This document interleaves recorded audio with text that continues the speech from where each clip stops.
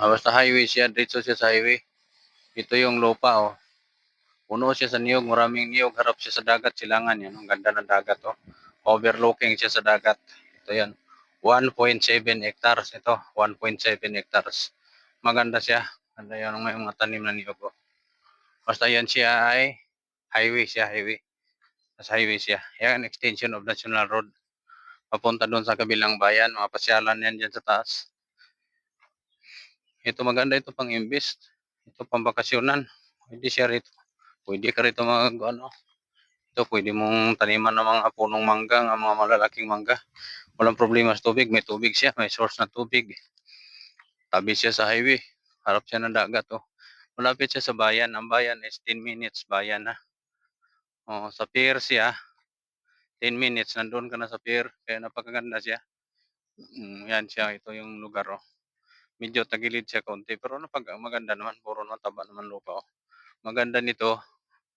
Mga punong kahoy itatanim. Taniman mo to ng mga manggang, mga malalaking mangga, bunga ng mangga. Yan, maganda nito mga prutas kasi mayroon naman siyang niyog sa taas. Oh. Kaya ito, maganda siya.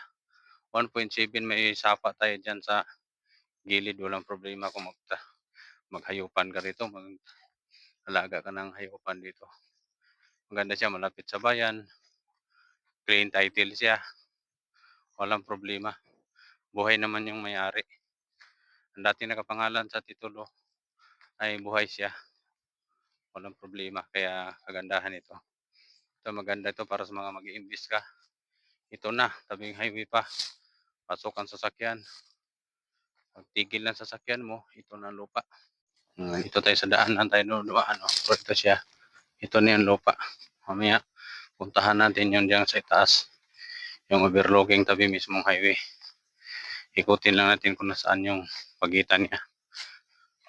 Yan ang pagitan dyan. O, sige, kailangan natin makikita. Ito yung basta puno siya sa niyog. Marami siyang niyog. Oh. Marami kuprasa. Yan. Paibaba tayo, tingnan natin yung sapa. Yan, ang pagitan. Sige, kailangan natin i-clear natin yung pagitan. Itong niyog nito. Yung niyog. Yan. Yung may araw, papunta. Sige. Ito na yung pagitan. Pagitan, papunta doon sa ibaba. Papunta tayo doon sa muhon.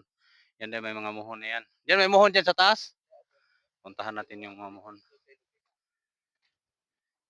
Ito yung muhon.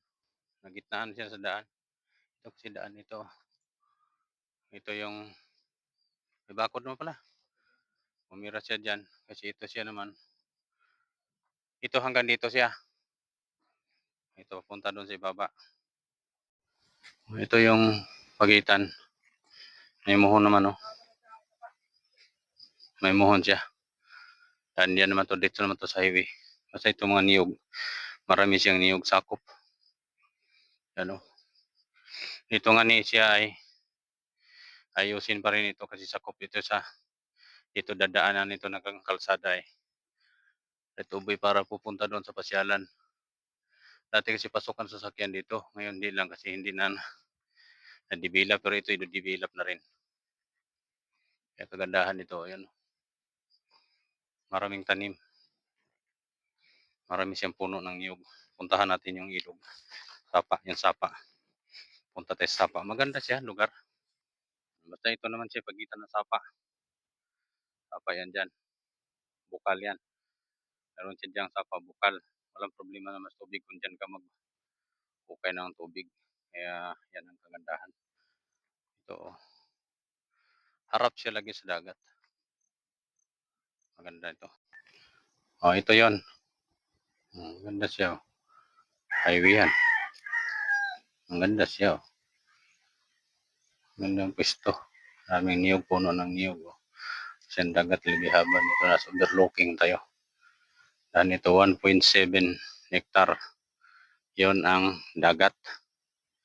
Dagat yan siya. Napakaganda ang dagat. Oh. Yan ang kuwan yan siya. Yun ang hospital. malapit siya sa bayan. Nandun ang pier. Kaya sa gusto, ito ay napakagandang lugar nito. Anong lugar nito? Gagawin niyang bakasyonan. Minto, kalsada.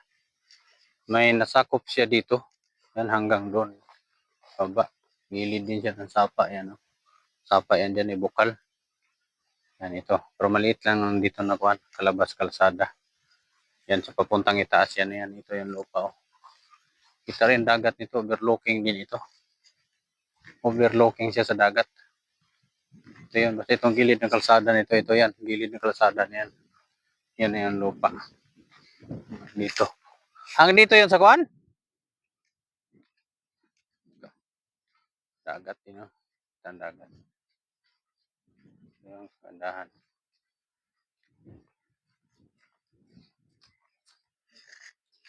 Ito. Matayan siya na. Buhit dyan. Dagat to.